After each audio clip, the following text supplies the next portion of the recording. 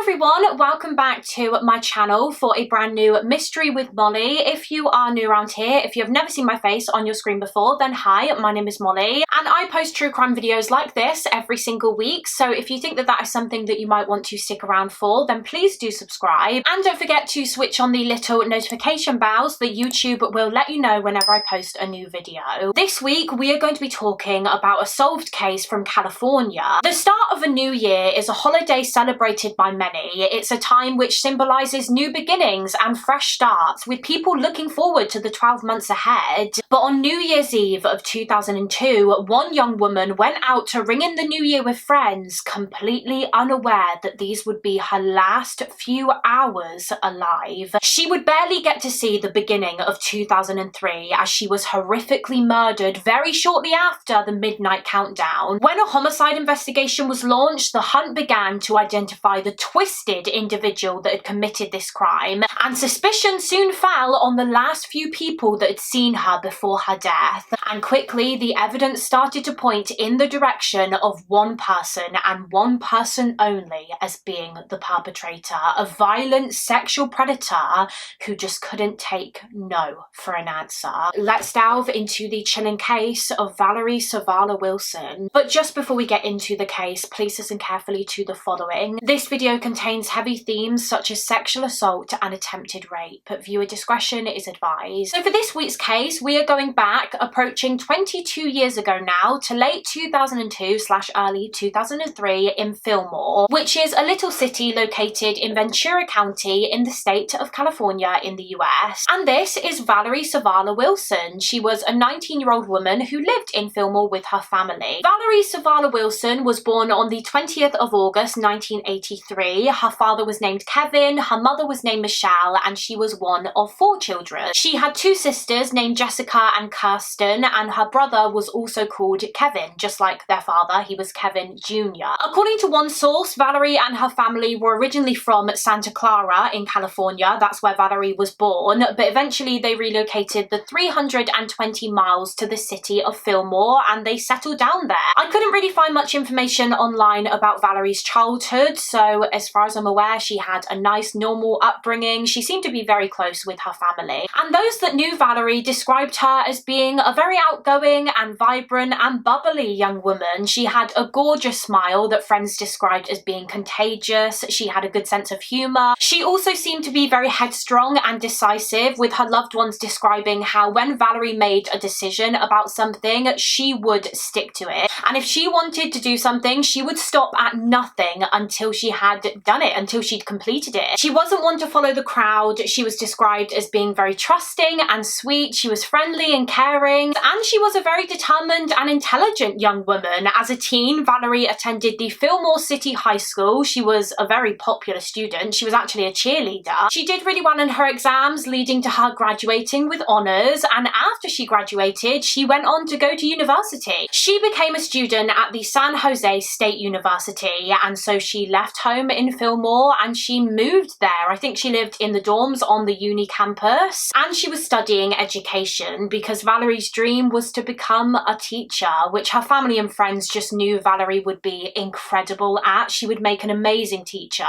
So yeah, she was working hard to make that happen, to achieve her dream career and start building her future. That was until New Year's of 2002/2003, when Valerie Zavala Wilson's entire future was taken away from her as the result of a cruel and wicked crime that rocked the community of Fillmore. So as I said, by the time this case took place, Valerie had left home. She was living in San Jose for uni. However, of course, because it was the holidays, because it was New Year's, Valerie decided to return to her hometown of Fillmore to spend it with her family. Although on New Year's Eve of 2002, Valerie had actually arranged to meet up with some of her old friends from Fillmore. Wow, she'd agreed to go to a New Year's Eve party that one of her old friends, Denise, was hosting at her house. Apparently Valerie would spend New Year's with Denise every year. It was a bit of a tradition in their friendship. So she left her family home at around 8:30 p.m. She went to this party, and then Valerie's plan for the following day, so the 1st of January 2003, New Year's Day, was to have brunch with her family, with her parents and her siblings. However, New Year's Day rolled around and there was no sign of Valerie. She wasn't in her bed. It seemed as though she never returned home the previous night after attending that New Year's Eve party. So immediately concerned, Valerie's family started trying to call her mobile phone to find out where she was. You know, had she maybe had a bit too much to drink and decided to stay at a friend's house or something? But they had no luck. Valerie wasn't answering any of these phone calls. So they just waited for a few hours, hoping that soon enough Valerie would walk through the door or get in touch, but she never did. And so eventually Valerie's mother, Michelle, decided that they had to contact the police and report Valerie as missing. And as it would turn out, it wouldn't be long before the Zavala Wilson family received an update, a devastating update. Police believed that Valerie may have already been found, as that same morning they received a report that the body of a young woman had been discovered. At around 10 a.m. on the morning of the 1st of January, a teenage boy was just walking along the road by a citrus field in Fillmore when all of a sudden he got a bit spooked because he noticed that this big truck was approaching him and it was driving really, really close to him. So close that I think he thought this truck was literally going to hit him. So he quickly jumped out of the way down this little embankment on the roadside, and it was then when he made a shocking discovery. He glanced over to this culvert on the roadside, this concrete drainage culvert, and he noticed that lying on the ground inside of this culvert was the body of a young woman, and she was dead. So this teenage boy immediately called 911 to report this discovery, and emergency services rushed straight to the scene, where sure enough it was confirmed that this young woman was dead. There was no saving her. She was already gone. Although it didn't seem as though she had been dead for very long, when officers arrived at the scene they noticed that she had blood kind of dripping or oozing from one of her ears. This ear had an earring missing, whereas the other ear still had the earring in, and the blood on this ear didn't appear to be dry, indicating that this woman, whoever she was, had died fairly recently, and that this missing earring may have been ripped out during a struggle or something. She also wasn't like decomposed or anything, and it seemed clear pretty early on that this was a suspicious death, a possible homicide that the police were dealing with, due to the fact that someone had clearly made an effort to try and hide her body. You see, this woman appeared to have what looked like tree branches on top of her. They were branches or cuttings from a cypress tree. I think some cypress trees are used as Christmas trees. And yeah, when police arrived at the scene, they noticed that a load of branches and foliage from a cypress tree had been placed over her, clearly in the hopes that she wouldn't be seen in this drainage culvert. So that was one reason why they believed that foul play may have been involved here. The second reason was the fact that this woman was kind of partially nude. Apparently she was completely naked from the waist down. She wasn't wearing trousers or a skirt or underwear, and none of this clothing was found in the culvert alongside her. And the shirt that she was wearing was pulled up, which of course all indicated a sexual motive here. If this young woman was the victim of homicide, the fact that she was kind of half dressed suggested that this killing was sexually motivated. Although I don't believe she had actually been raped. It seemed like maybe she had been the victim of an attempted rape or sexual assault, but that the attacker was unsuccessful, and perhaps that's why she was killed. It was later established during her autopsy, a couple of days later, that this young woman's cause of death was asphyxiation. Bruises and markings to her neck area made it clear that she had been strangled. She also had a busted eardrum, and she had what appeared to be blunt force trauma injuries to her head. She'd been hit around the head numerous times, so there was a struggle here, a violent struggle between this woman and her attacker. And other injuries and marks to her body also suggested to the coroner that the victim had been dragged at some point. After she was perhaps unconscious or dead, the perpetrator had dragged her by the arms or upper torso, and the police were able to establish that she hadn't been murdered in the spot where she was found. She wasn't killed in the culvert, she'd been attacked and killed elsewhere, and then her body had been brought to this this location where she was dumped. Clearly the killer thought that this would be a good place to hide her so that hopefully she would never be found. But who was she? Who was this poor woman that had been murdered and dumped on the roadside? Unfortunately, she didn't appear to have any form of ID on her or in the culvert besides her body, so detectives knew that it was going to be tricky to figure out who she was. But in an effort to identify her, one of the first things that officers did was look into missing people reports that had been recently filed in Fillmore and surrounding areas, trying to work out if any of them matched the description of their victim. And there was one that seemed to. That same morning, a local family had gotten in touch regarding the fact that their daughter had gone out the previous night for New Year's Eve and never arrived home. This family was, of course, the family of missing 19-year-old Valerie Zavala Wilson.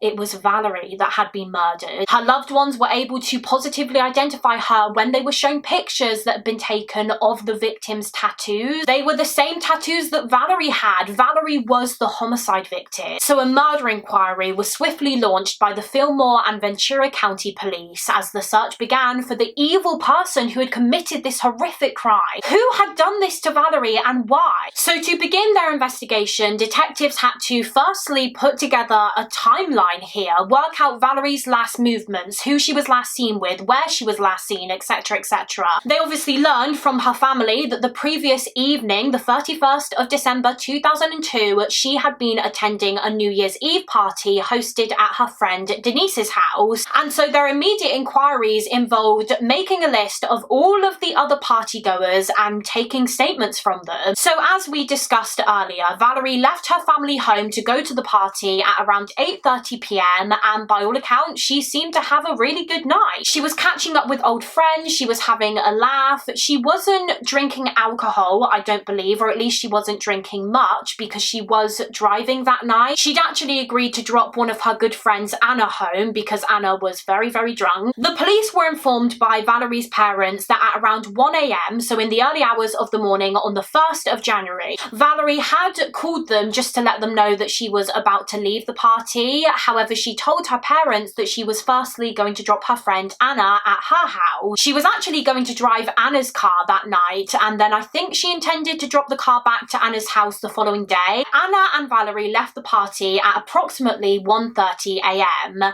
However, it wasn't just the two of them in the car that night. When police took a statement from Anna, she told the investigators that Valerie had also agreed to give another one of the partygoers a ride home too. 17-year-old Samuel, or Sammy, Peebler, who was kind of a mutual friend of Valerie's. Well, it turns out actually that Sammy Peebler went to school with one of Valerie's younger sisters, Jessica. He was quite good friends with Jessica, I think. And just as Valerie and Anna were about to leave the party, Samuel asked Valerie if she could drop him back to his house too, because he didn't have a lift home. He'd also been drinking. And so Valerie, being the kind person that she was, said, yeah, of course. And the three of them got into the car. So as well as taking a statement from Anna, the police also went to speak with Samuel Peebler and get his version of events. And when they did, he confirmed that, yeah, Valerie had dropped him home that night. He said that Valerie firstly drove to Anna's house and dropped her back, and then she drove to his address. He thanked her for the lift, gave her a quick hug, said goodbye, and that was it, really. That was the last time that he saw Valerie Zavala Wilson, as he left Anna's car and Valerie drove away. Speaking of the car, by the way,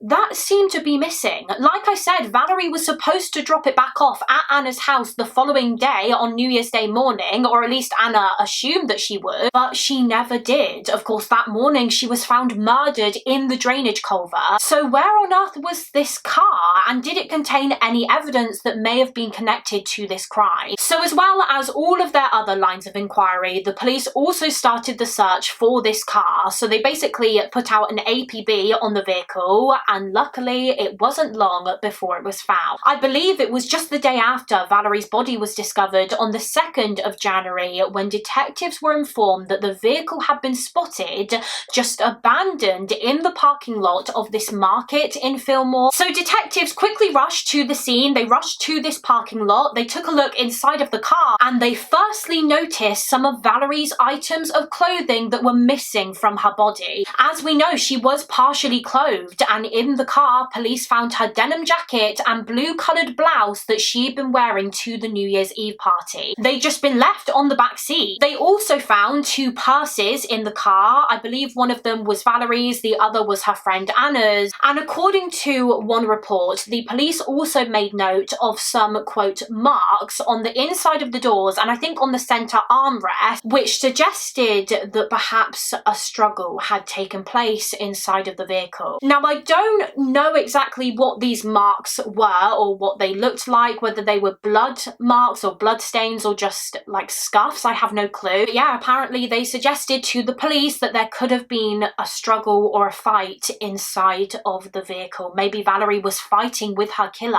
Now, what was interesting to the detectives was that they soon learned that this parking lot where the car had been abandoned was actually located very close by to a former love interest of Valerie Zavala Wilson's. It was located just 4 blocks away from where her ex-boyfriend lived. Her ex-boyfriend was named Isaac, and they had dated about 5 years or so prior when Valerie still lived in Fillmore before obviously moving away to San Jose for uni. But it would appear as though they ended on pretty good terms, because even when they did split and she relocated to San Jose, they still kept in contact every now and again. And in fact, often when Valerie was back in Fillmore visiting friends and family, she would reconnect with Isaac and they would see each other. And as it turns out, that is exactly what Valerie planned to do on the night that she was murdered. When police spoke to Valerie's friend Anna, one of the people that she dropped home that night, she was able to tell the investigators that after she had dropped both her and Sammy Peebler home,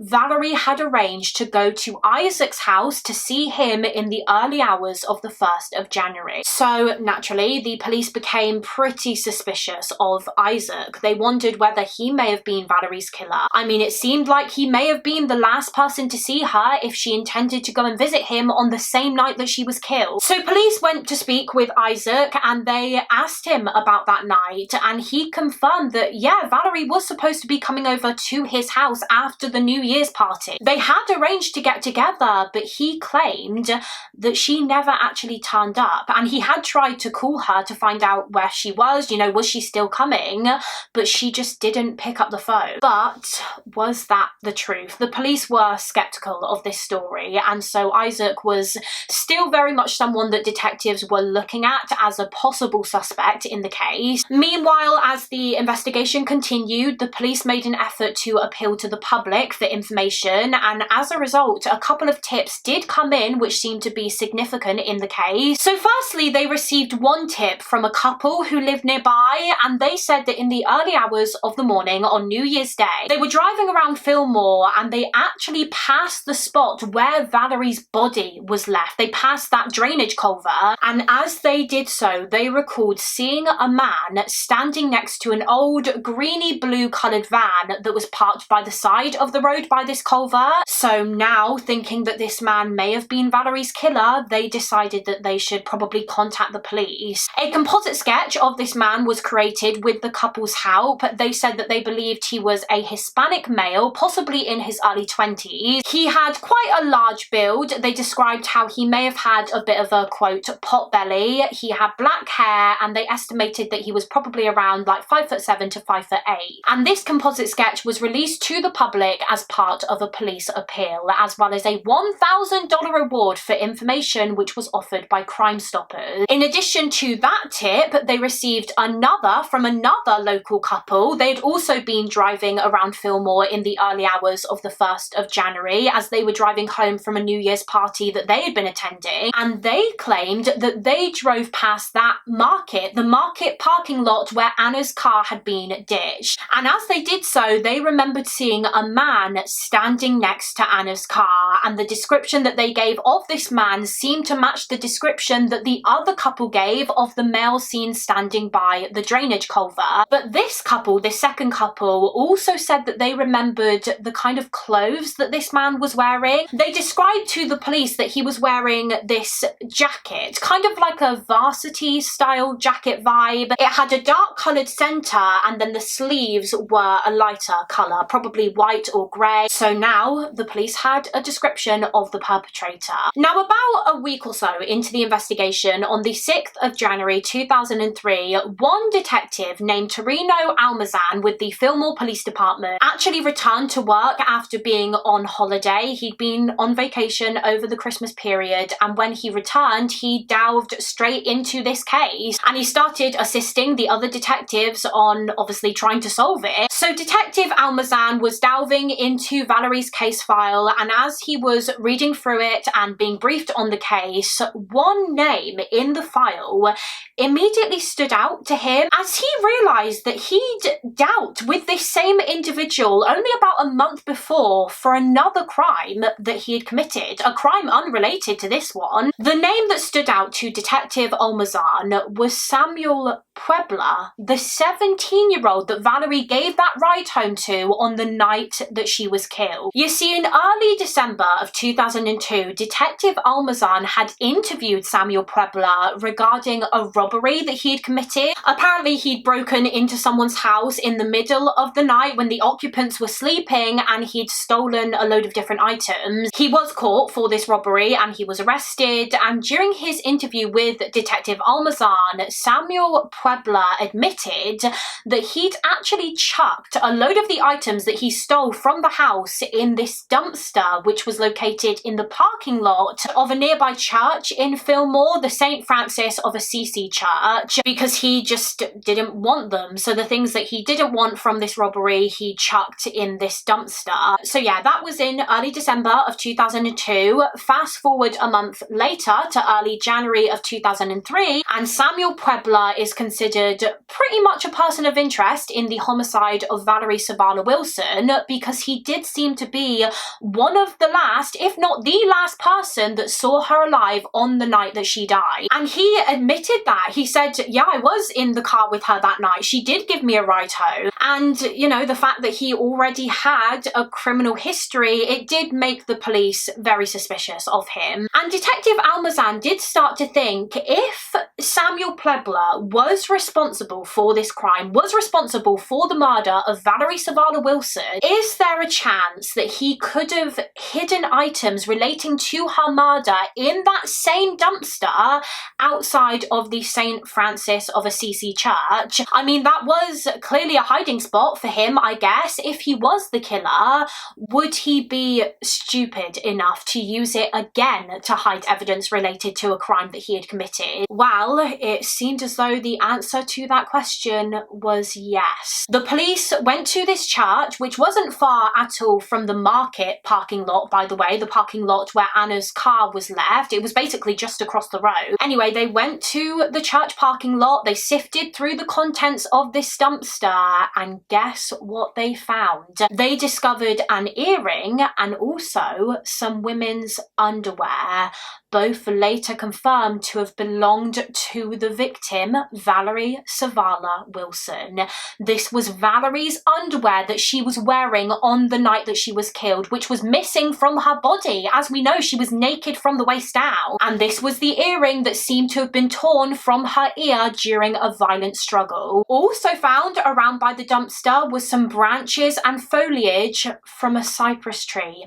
The exact same kind of branches that had been used to cover Valerie's body at the culvert. This discovery in the dumpster meant that Samuel Peebler rose to the very, very top of the suspect list. In addition to that, also found at the scene in this church parking lot were some muddy shoe prints, 2 sets of shoe prints. One of the shoe prints the police could tell came from someone with large feet, the other from someone with much smaller feet. And the kind of patterns that these 2 sets of shoe prints left in the parking lot made it appear as though to the detectives that the person with smaller feet may have been trying to run away from the person with larger feet. So they wondered if maybe these shoe prints were from Valerie and her killer. Perhaps this was where she had been murdered, in the parking lot of the church. And as I said, the police now believe that that person, the person responsible for this crime, was Samuel Peebler. And so they went to interview him again. They once again asked him for his account on the night that Valerie died. I think the detectives were intrigued to see if it would change budge at all, if he would change his story. But he didn't. He gave the same version of events, claiming that Valerie dropped him home after she dropped Anna off. He gave her a hug goodbye, and that was it. That was the last time that he saw her. But of course, the police were now sure that that wasn't true. They were sure that he was lying. However, they needed stronger evidence to be able to prove it, because the evidence found in the church dumpster was mainly just circumstantial against Peebler. They needed more concrete evidence than that if they were going to arrest him. They needed DNA evidence. Now, all of the evidence that had been collected in the case so far had been sent to the lab for testing, including the underwear, Valerie's underwear that was found in the dumpster. Scientists were hopeful that they might be able to find traces of the killer's DNA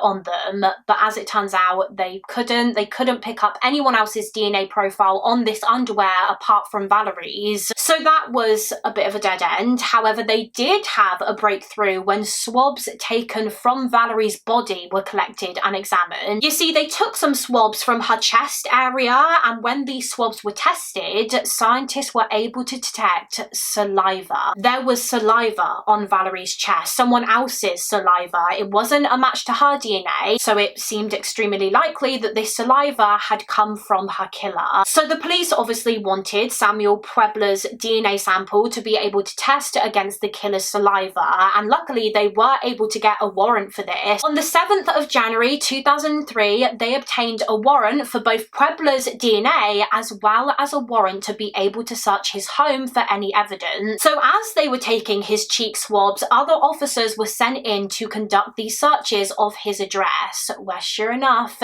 even more circumstantial evidence was found. It wasn't necessarily evidence which directly linked him to this case. However, what officers did find was this collection that Samuel Peebler had of women's underwear that he'd stolen. So you know, I mentioned earlier that in early December of 2002, Samuel Peebler had committed that robbery where he broke into someone's house in the middle of the night whilst the residents were still there, whilst they were sleeping. Well, it transpires that that was something that Samuel Peebler would do a lot. He seemed to get a thrill out of breaking into people's homes whilst they were in there. It was exciting for him. That risk was exciting.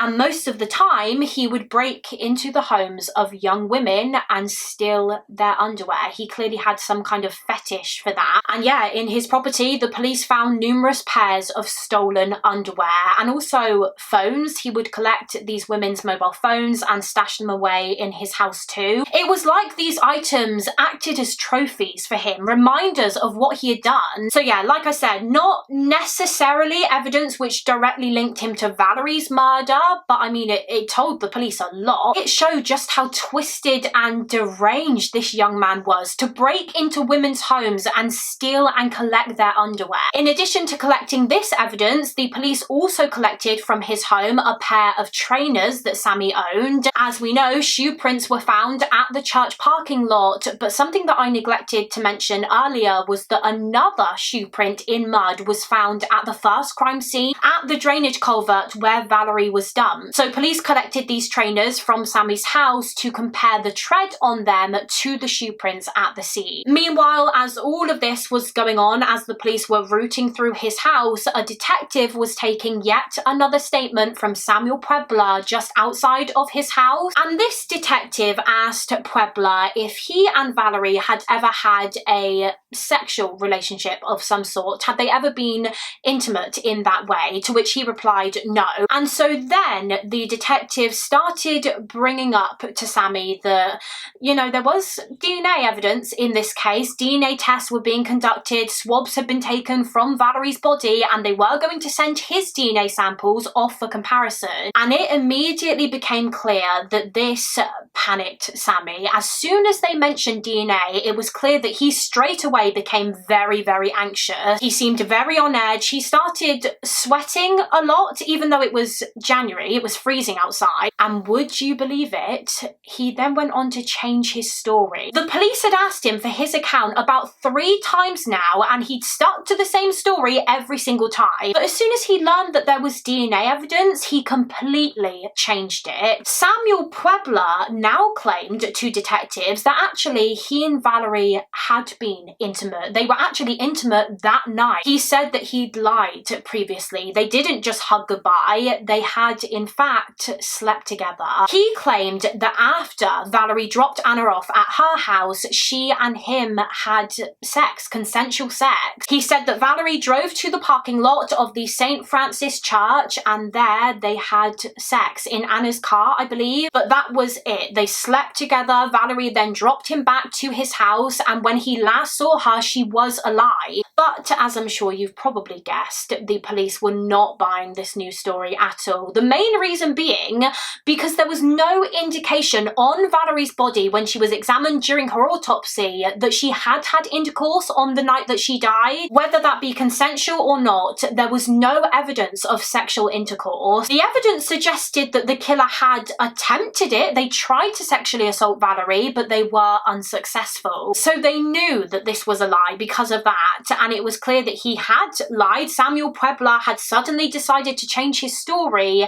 in an attempt to explain away any of his DNA that might be found on Valerie's body. Also, little extra side note, but we know that Valerie intended to go and see her ex-boyfriend Isaac that night after dropping Anna and Samuel off, so it seems pretty unlikely that she would choose to have sex with Samuel Peebler, this guy that she barely knew, and then go and see her ex immediately after. But anyway, after he gave this new version of events, the detectives asked Peebler why it had taken him like 4 interviews to tell this new story. If he did sleep with Valerie that night, why didn't he tell the detectives that in his very first statement? And from what I can gather, he basically tried to say something along the lines of, oh, well, because Valerie was 19 years old and I'm only 17, I'm technically a minor. I didn't want Valerie to look bad, didn't want people to think badly of her when she'd literally just died. But again, the police were not buying it. They knew that this news story was a load of crap that he'd made up, and soon enough, even more evidence was found to prove it. In fact, as they were taking this new statement from Peebler, whilst he was sweating at first, getting all hot and flustered, eventually he started to get quite cold because he was outside, and so the detective said to him, okay, hold on a second, I'll go into your house and grab one of your jackets for you to put on to keep warm. So the detective walked into Samuel's bedroom, he grabbed a jacket, didn't really pay much attention to how this jacket looked at first, but then when he glanced at it again, he realised that it was a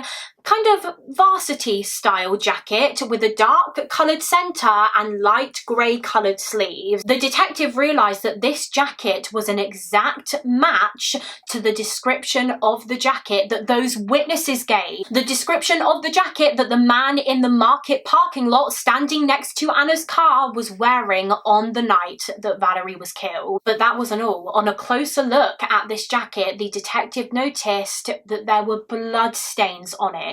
So this jacket was immediately sent to the lab for testing, and once this blood was tested, it confirmed the police's suspicions. The blood on Samuel Peebler's jacket was a match to the victim, Valerie Zavala Wilson. In addition to that, the shoe print in mud that was found at the crime scene at the drainage culvert was an exact match to the trainers that the police collected from Sammy's house, and to top it all off, the saliva found on Valerie's chest was a match to the DNA of Samuel Peebler. The evidence against him was now overwhelming, and so when all of the results from the forensic test came back, the police got their arrest warrant and they apprehended him. He was arrested in June of 2003, 6 months after the crime, because, you know, back then DNA testing wasn't like an immediate thing. Police would have to wait weeks, if not months, for these tests to be carried out and for the results to come in. So yeah, he was arrested in June of 2003 and taken taken into custody, which in all honesty completely shook the local community in Fillmore. They couldn't believe it when they found out that Samuel Peebler was the person who did this, because he just did not seem like the type of guy that could have committed such a heinous crime. Samuel Peebler was known for being a very popular young man, very well liked. He was a straight-A student in school. He was the homecoming king. He honestly seemed like such a nice, genuine person, but clearly he wasn't. Clearly it was all an act, and he had that pure evil side to him. And what's the most shocking thing of all is that Samuel Peebler actually attended Valerie's funeral back in January of 2003. He attended the funeral of the young woman that he had brutally murdered, acting as if he was so devastated and upset. He even hugged and comforted Valerie's little sister Jessica at the funeral. If you remember, he went to high school with Jessica and they were friendly with each other. I mean, it's just sickening to be able to do that, to have the gall to attend the funeral of the person whose life you stole and then comfort the family of the victim. I just think it takes a really twisted individual to be able to do that. Samuel Peebler was ultimately charged with both murder in the first degree and attempted rape, and he went to trial the following year in the summer of 2004. Despite the evidence against him, he chose to plead not guilty. He was denying killing Valerie, but the prosecution let the evidence speak for itself. They told the jury about the DNA evidence, the shoe prints, the fact that Valerie's underwear and earring were found in the dumpster of the church that Peebler had previously ditched things inside of, etc, etc. And they also presented to the jury their theorized version of events, what they believed happened on the last night of Valerie Zavala Wilson's life, based on the evidence. So obviously we know that both Samuel Peebler and Valerie Zavala Wilson had been attending that New Year's party at Valerie's friend Denise's house. We know that Valerie had a good night, she had a laugh, and that she intended to go and see her ex-boyfriend Isaac after she left the party, but not before she gave both her friend Anna and Samuel Peebler a ride home. The three of them got into Anna's car. Valerie drove Anna home, dropped her off, leaving Valerie and Samuel in the vehicle together alone. And when Valerie drove Samuel home, instead of saying thank you and getting out of the car, Samuel decided to try and, I guess, make a move on Valerie. The prosecution believed that he probably tried to kiss her and initiate something sexual between them. He tried to initiate sex, but that Valerie told him no, she didn't want to sleep with him. However, he wouldn't take no for an answer, so it's believed that he started just trying to assault her, sexually assault her. A struggle ensued, and according to a couple of articles, the prosecution believed that during this struggle, Peebler put his hands around Valerie's neck and he choked her to unconsciousness. Once she was unconscious, it's believed that he then drove Anna's car to the St. Francis Church parking lot where he attempted to rape Valerie. However, she'd woken up by this point. Again, she was trying to resist. She was able to flee the car and she started running through the parking lot away from Peebler, but he was able to catch up with her and he decided that he was going to kill her. It's believed that he probably held her down on the ground. He put all of his weight on her chest so that she wouldn't be able to move. He beat her around the head and he strangled her until she was dead. The prosecution thinks that that was where the murder took place, in the parking lot of the St. Francis of Assisi church. After Valerie was dead, Samuel put her body back in the car and he drove to the nearby market parking lot where it was later found, and he actually left Valerie's body in there for a little while whilst he ran back to his home, which was close by. He picked up his car or his van and he drove back to the market. He dragged Valerie's lifeless body out of Anna's car and put her into his own vehicle, and from here he drove to that drainage culvert in Fillmore where he decided to ditch her. As we know, he attempted to hide her body by covering her with cypress tree branches and leaves, and then he just left and he, I guess, tried to carry on with his life as normal. As I said, Samuel Peebler pleaded not guilty. The defence's case was just to deny everything, deny that he was the killer. But thankfully the jury saw through his lies, and at the end of his trial he was found guilty. Samuel Peebler was convicted of first-degree murder, attempted rape, and also the special circumstance of felony murder during the course of the attempted sexual assault. And at his sentencing he received received life in prison without the possibility of parole. He was deemed too high a risk to women, too much a danger to society, that it was decided he should never be released. And so prison is where he remains to this day, more than 2 decades later. And that concludes this case. That is the awful case of Valerie Zavala Wilson. Valerie deserves so much more. She deserved to see the rest of 2003 and to live all of the adventures that it would bring. And my heart just breaks for Valerie's family that, you know, New Year's will probably never be a joyous celebration for them again. Like I said at the beginning of this video, it's supposed to be a time of new beginnings and excitement, but for the Zavala Wilson family, it will always just be that painful reminder of when they lost Valerie in such a cruel and vicious way. But yeah, that is it for this case. As always, please do let me know your thoughts and opinions on this case down below in the comments. I would love to hear what you guys think, and also feel free to let me know of any other case suggestions that you may have. Again, you can pop them down below in the comments, or alternatively, I do have a case request form linked in the description box. This is actually my last video of 2024, so I just want to say a massive thank you for all of your support throughout the year. It's been another great year for my little channel, and I'm so grateful to every single person that has watched, liked, subscribed, left a comment. It truly does mean so much, and I can't wait to continue making content for you in 2025. But yeah, thank you so much for watching. Please do give this video a thumbs up and subscribe if you haven't already, and I will see you next year for another mystery with Mollie next week. Actually, no, not next week. I think I'm gonna miss the first week of January just to have a bit of a break. So I will see you the week after for another mystery with Mollie. Bye.